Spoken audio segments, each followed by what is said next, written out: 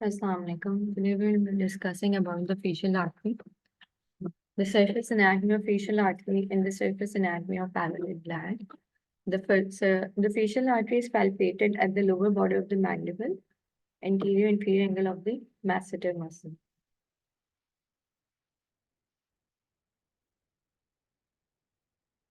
The facial artery is the chief artery of the face. It is a branch of external carotid artery given off in the carotid triangle just above the level of the tip of the greater corner of the hyoid bone.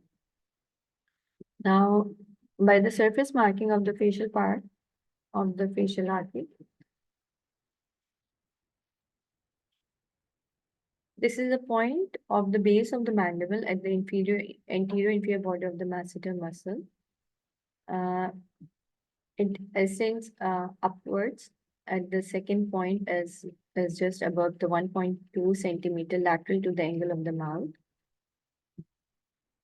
And it again goes forward at the point at the medial angle of the eye, and it is more tortuous between the first 2 points, which are these.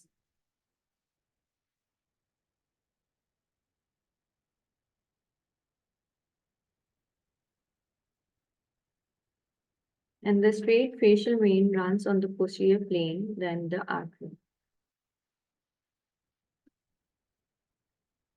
Now again, it enters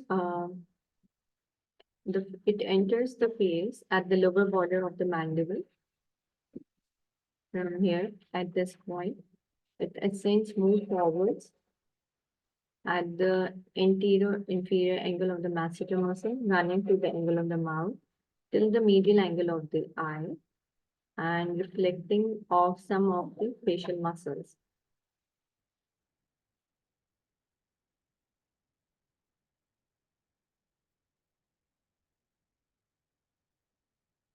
So it gives off many branches in the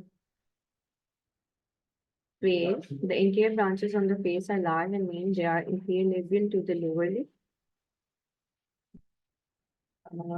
the superior labial to the upper lip, and the lateral nasal to the ala and dorsum of the nose. The posterior branches are small and are unnamed.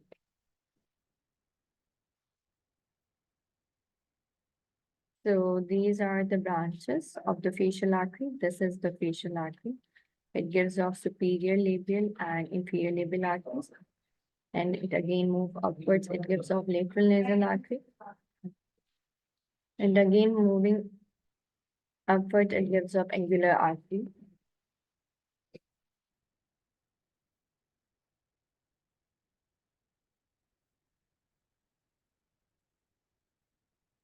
So here, this is the angular artery and vein, dorsal nasal artery.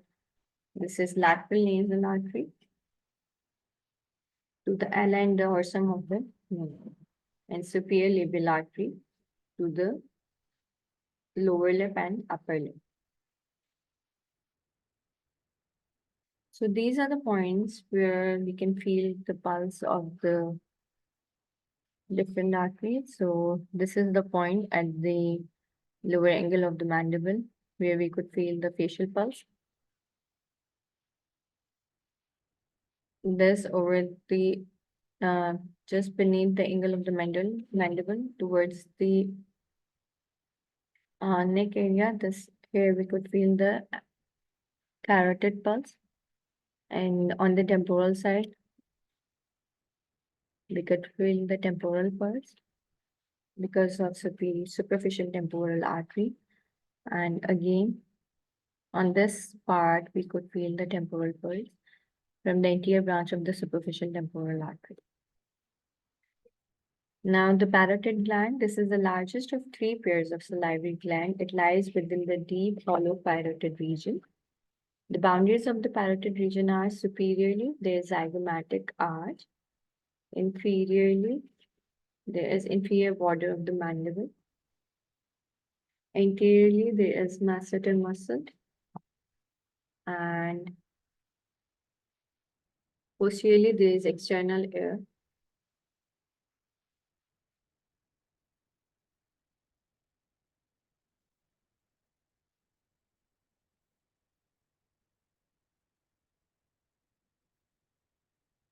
So this is the parotid gland.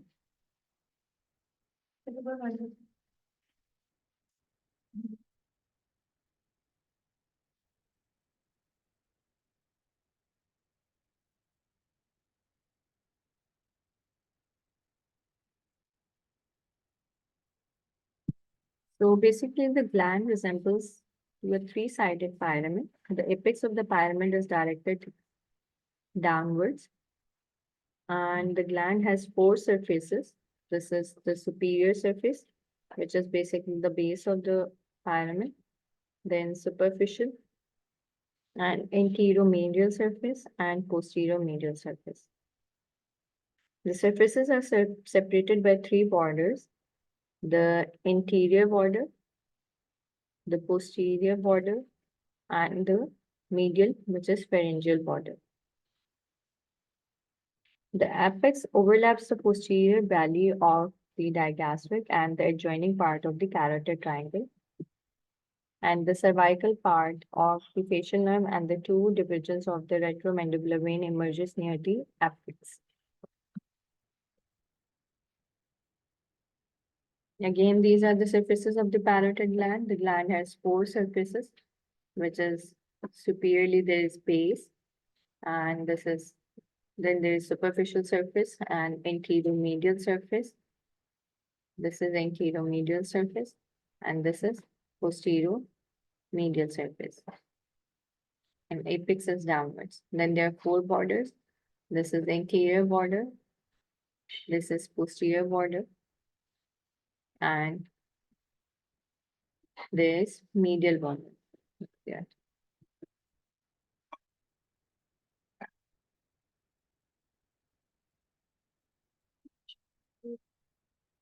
The upper, it is marked by joining the 4 points, the upper border of the head of the mandible, just above the center of the masseter muscle, then posterior inferior to the angle of the mandible and upper part of the anterior border of the mastoid muscle.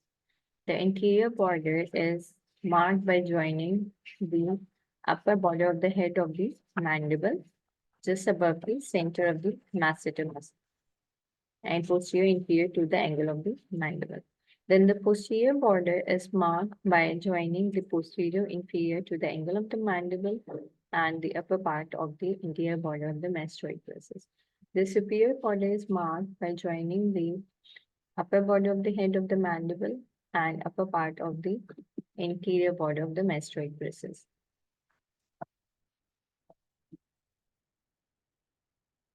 So here this is the interior border, which is marked by joining these points.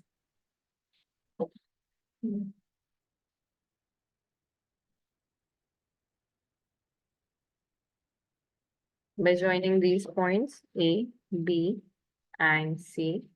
So upper border of the head of the mandible, and just above, and B point is just above the center of the masseter muscle. This is the masseter muscle, and C point is posterior inferior to the angle of the mandible. Now the posterior border is, this is the posterior border. It is marked by the joining the C and D points. The C is posterior inferior to the angle of the mandible, and D point is upper part of the interior border of the mastoid process.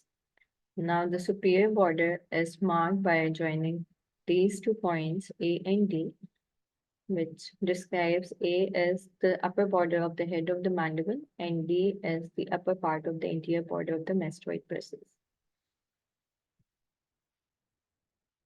Okay, thank you.